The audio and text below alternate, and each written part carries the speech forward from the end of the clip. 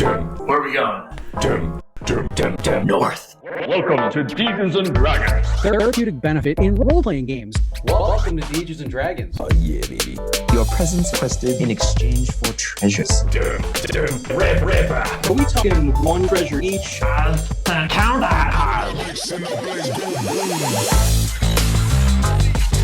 Dungeons and Dragons, where we last left off, our heroes demolished the goon followers of the legendary ancient colossal dragon Megistos Magnare, whose villain sheet I just passed out to the players as they have encountered him previously, and it would be common practice in Cartoon Action Hour to hand out villain sheets of ongoing villains. Like if you're playing G.I. Joes, then they know Cobra Commander's deal. So he has, his dragon breath, his scales, his claws. His particular dragon prowess is in his size. He's like the biggest dragon, and it's like his goal to just continue to grow. Like his nickname is the Immeasurable. And there are a few other dragons of legend that are of note. The Oaxa Draca, the Mist Eater, the World Blight, the Golden One, and the Encrusted. These dragons were on the brink of war when their armies were all repelled by our adventurers here. And each dragon then kept their influence to their immediate surroundings, but they all, still plot for world domination one way or another. As dragons do. Yep. So at this point, Megistos Magnare sent these cultists straight into your tavern, and it also dawns on you that Namfoodle has been gone too long for a simple check on the wagon. And what was the contents of the wagon again? The food and alcohol shipments. Okay. I'm starting to wonder if Namfoodle has bamboozled our food and alcohol. Do you say that out loud? Yes. Yes. So, and I guess, how well would we know Namfoodle? I mean, part of our group, I'm assuming, Yeah, part right? of the core group, for sure. Yeah. Yeah. Namfoodle is one of you. Yeah, that's what I thought. Okay, so, Yaruk, I mean, yeah, I doubt it. I doubt it there was any bamboozlement going on here. I think, I don't know, I'm almost sensing that it might be, Namfoodle might be in danger or something like that. He should be back by now. I agree. I was being sarcastic.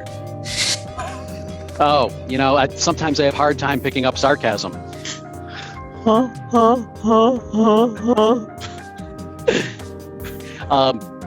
So, is there anybody else at the bar that would take over for bartending duties when I'm not there? Well, I think with the current events, it probably wouldn't be a stretch that we just close the bar. It's like, hey, we were just attacked. Sorry, we won't charge you for the food, but you gotta go. We gotta deal with some shit. And I'm sure people will understand. All right. You know what? We'll also pass out vouchers for, let's say free drinks next time they come in. A free grog. So, yeah, okay. And say, if you, at any point, if you did leave and wanted it to stay open, you have two incredibly powerful magic users. So you could just animate things, summon unseen servants, summon monstrosities to do stuff for you. You have all of these magical options to just have it run on its own. But yeah, where you're not directly supervising, your patrons could be at risk if you just left. Yeah.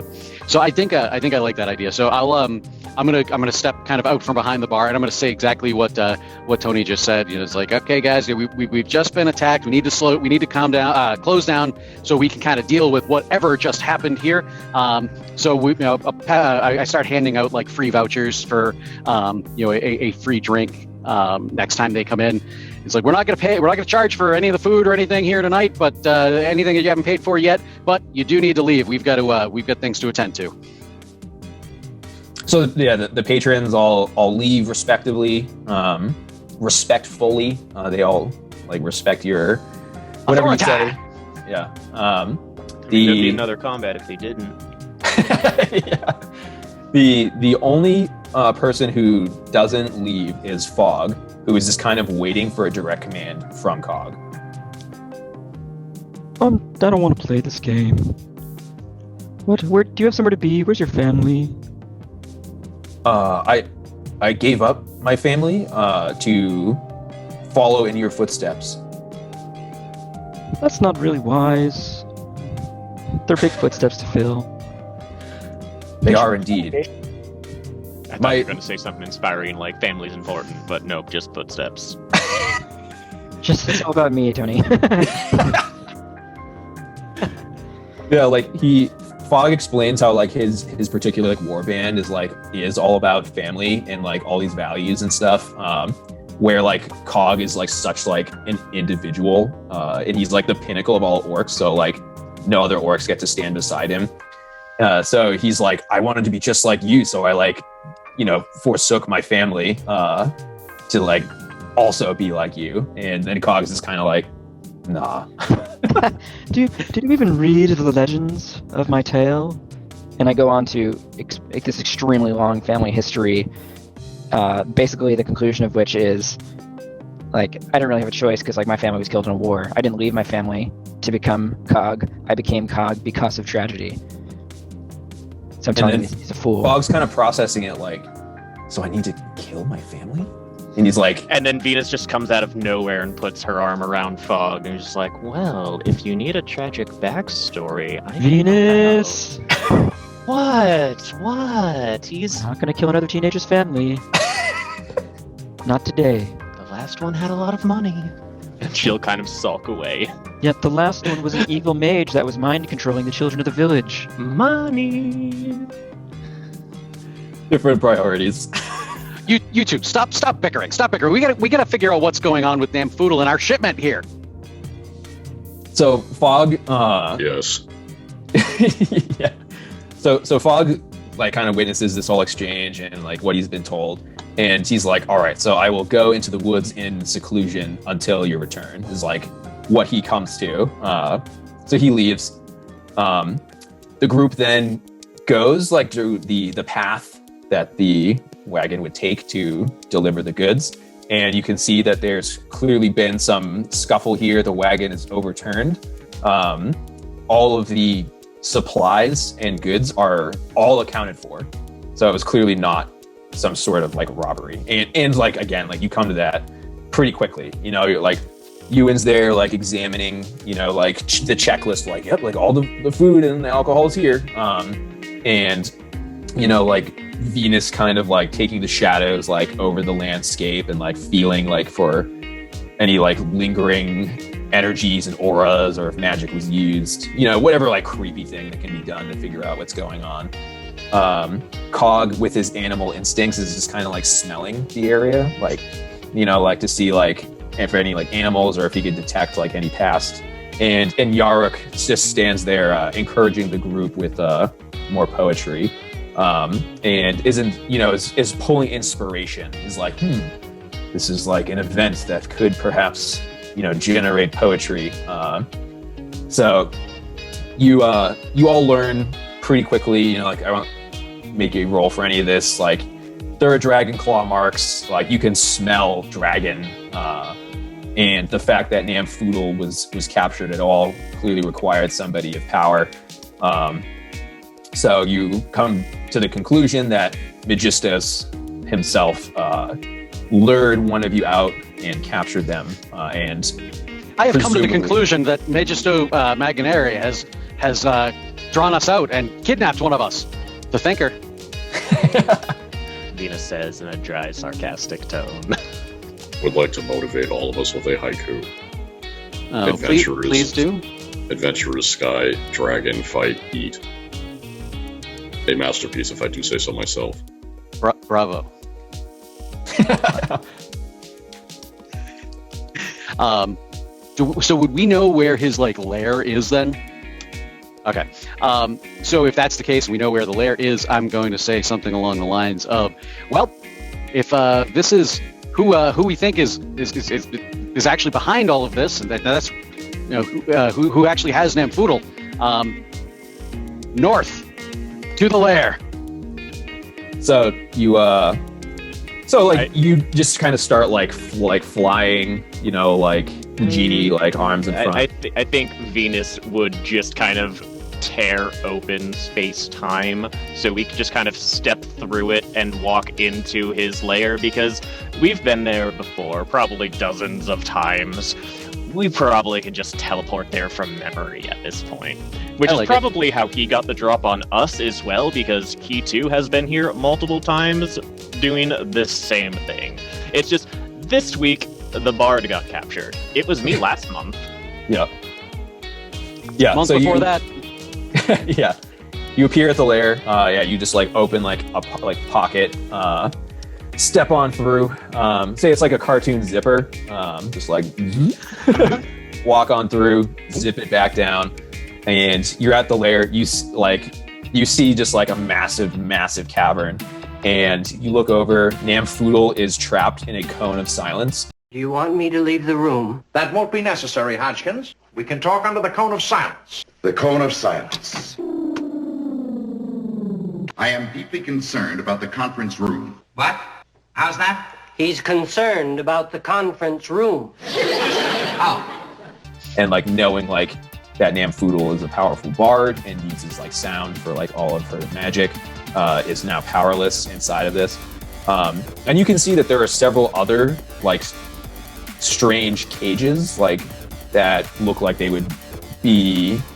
The goal is to capture each one of you. So there's you see that there's a prison of mirrors.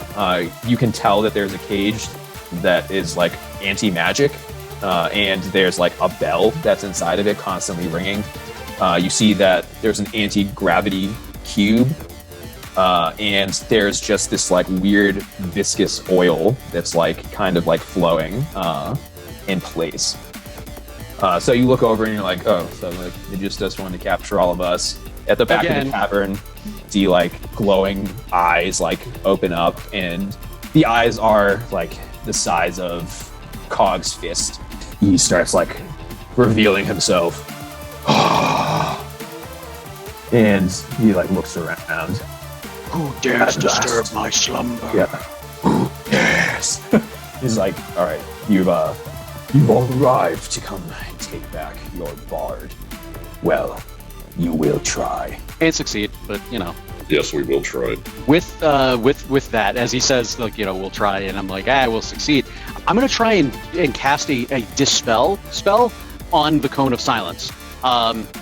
So like you kind of just see like this orb of energy like radiating in between Eywin's hands, and shoots it towards that cone of silence in hopes to dispel it and free the bard. Nice. Yeah. So this is definitely combat. Like if you remember, the dial is maximum violence. Oh, 12. Another boon. Oh man. So we add an additional 8 to that, so it's a 32. So even with like Magistus' like magic is also powerful, but this is this is shoot like like we're talking about. Yeah. This is Eywin. Yeah. So you dispel the cone of silence. So Namfoodle is freed. You immediately see like Namfoodle look around, and a bunch of instruments suddenly spawn. Yeah, Magistus looks over and is like very disappointed in himself that Namfoodle is free. No, I'll run up and punch. See what happens. Awesome. Yeah. So the punch, I would say, also uses ancient solid rock, and that's a 12 for that roll. So I'd say that applies here to this punch. He will roll against you. You see his villain sheet that he has dragon scales as a means of deflecting it. So he'll roll against you with a +8. So I rolled a 2. That's a 14. And do I have star power as well? So you can spend 1 oomph to add your star power to the roll, which would then be a +4 to bring it to 17. And you can use it. You can use 1 oomph to re-roll. Yeah, I'll use an oomph to re-roll. Yep, a 10. A 10. Okay. Yeah. So then that is a 22.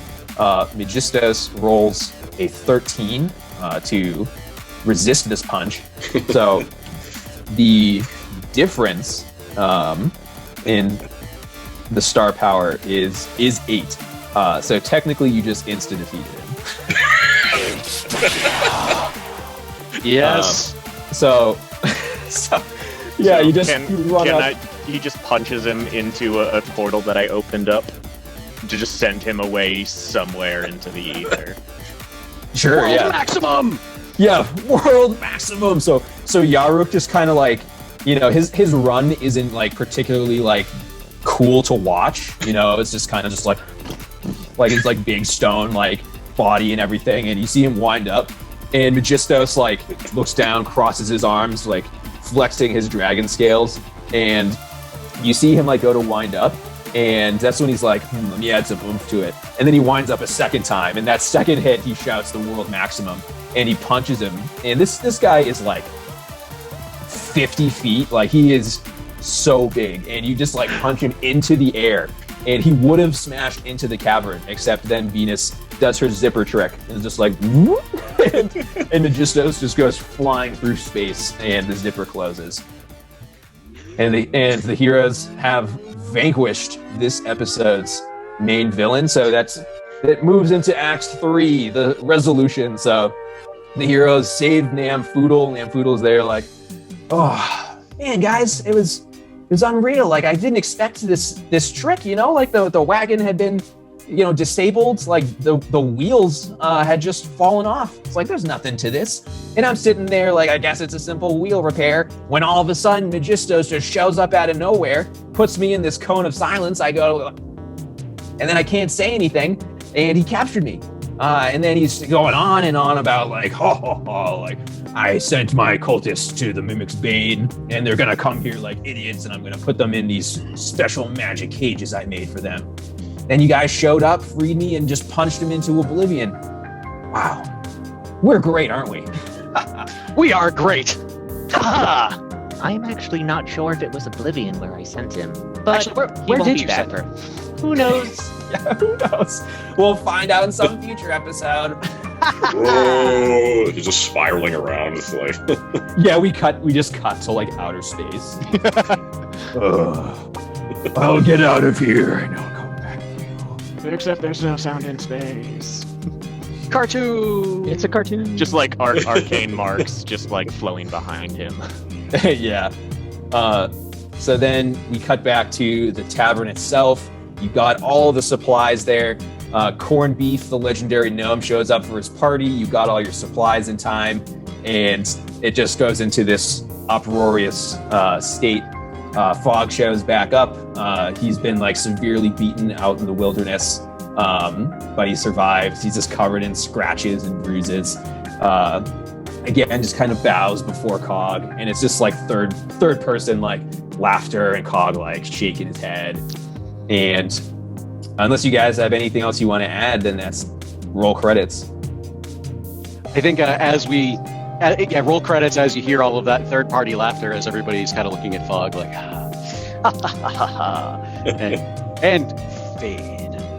And we fade, and as like the darkness fades and the credits start to roll, we do all that post-credits like 5-second clip of a different dragon just kind of like laughing, and it says, Megistos is out of the way, my time to shine. Welcome to Demons and Dragons.